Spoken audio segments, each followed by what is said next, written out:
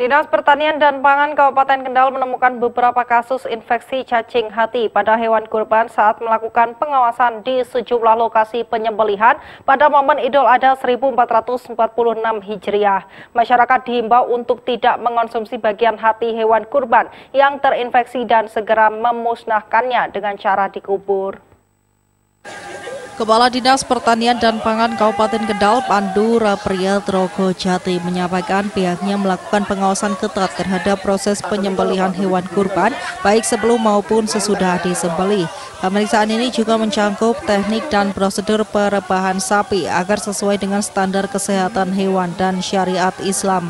Dari hasil pengawasan ditemukan beberapa kasus cacing hati pada hewan kurban, diantaranya di Masjid LDII Kaliwungu, Musola wilayah Kelurahan Bukangan dan Kebon Dalam.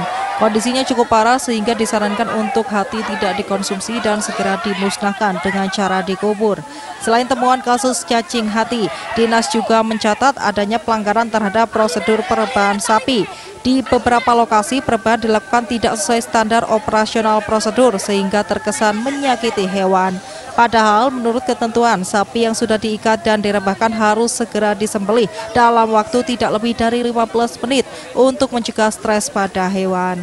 Ada pantauan sementara tadi ada yang perlu dilakukan evaluasi, nanti kedepannya juga akan kita ikutkan dalam pelatihan-pelatihan Juleha yang rutin kita lakukan setiap tahun, karena memang dari keserawannya, dari ya secara SOP-nya belum memenuhi 100% lah, baik secara syariat maupun secara, malah paling banyak itu besok.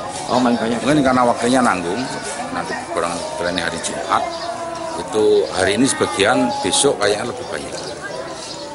Mungkin ada himbauan pada masyarakat terkait dengan penyembelihan ataupun cara merawat dagingnya itu. Iya, jadi Pandu menambahkan proses penyembelihan juga tidak boleh dilakukan dengan kerumunan orang banyak di sekitar area jakal. Hal ini untuk menjaga kondisi psikologis hewan dan memastikan proses berjalan sesuai syariat.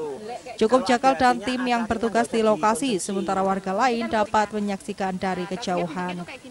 Dinas Pertanian dan Pangan Kabupaten Kendal terus menghimbau kepada panitia kurban di masjid dan musola untuk selalu melibatkan petugas kesehatan hewan agar proses kurban berlangsung aman, higienis, dan sesuai aturan yang berlaku. Irfan Wahyu Saputra, Semarang TV.